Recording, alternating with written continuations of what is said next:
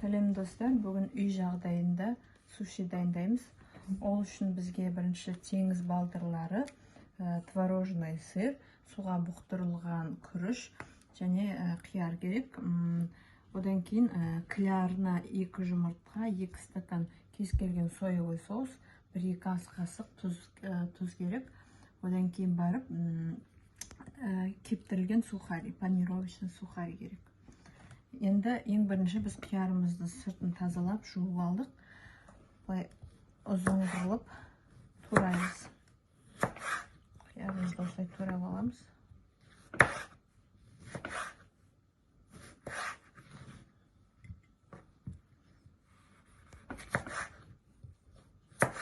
Міне қиярымызды осылай ұзын қылып турап алдық.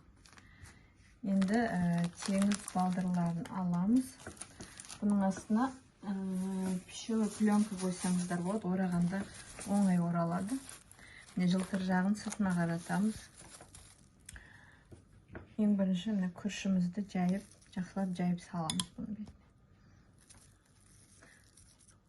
Күрішті суға бұқтырғанда ең бірінші сұйық майға қуырып алып, содан кейін барып күрішке тұз, су құйып қойып бұқтырасыздар 15-20 минут. Осылай бір келкі қылып күрішімізді жаямыз бетіне.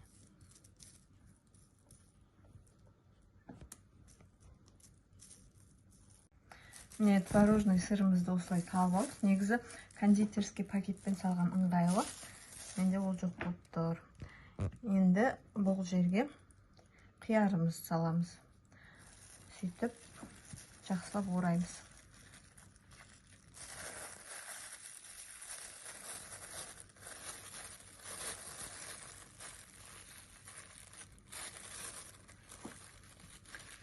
Басып орайсыздар, смағыздап.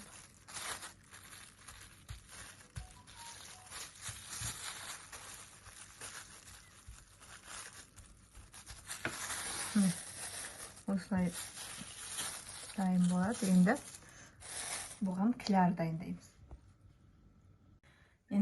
дайындаймыз. Ол үшін бізге 2 жұмыртқа,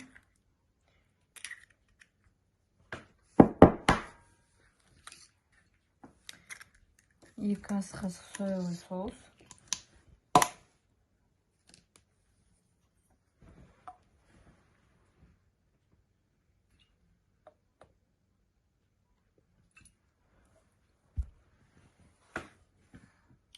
2 ас қасық ұн,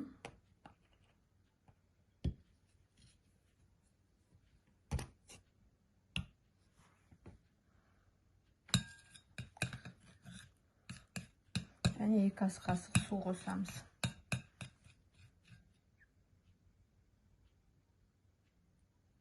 Сөйтіп жақсылап араластырып аламыз.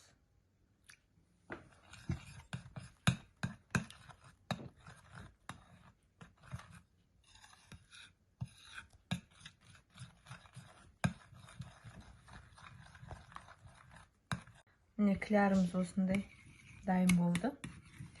Енді осыған сушимізді салып қуырамыз қазір.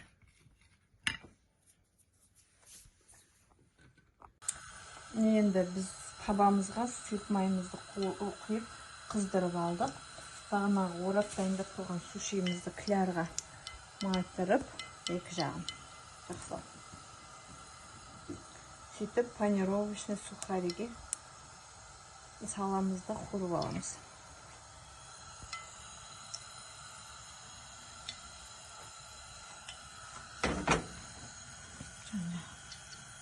Жақсылап аунатып аласыздар.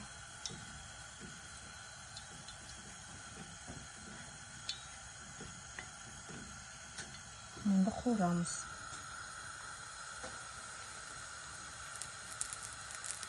Екі жағында де қызартып қуырып аламыз.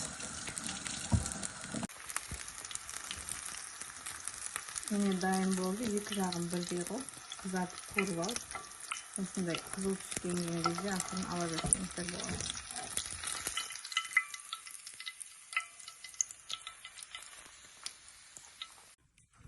Міне дайын болған сушимізді осылай бірдей бөліктерге бөліп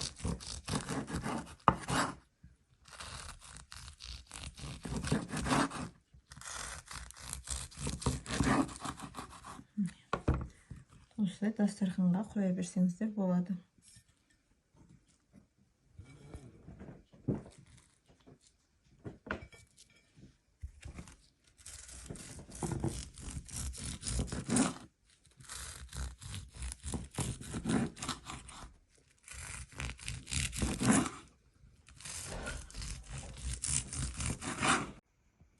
Міне жареный сушимыз дайын болды.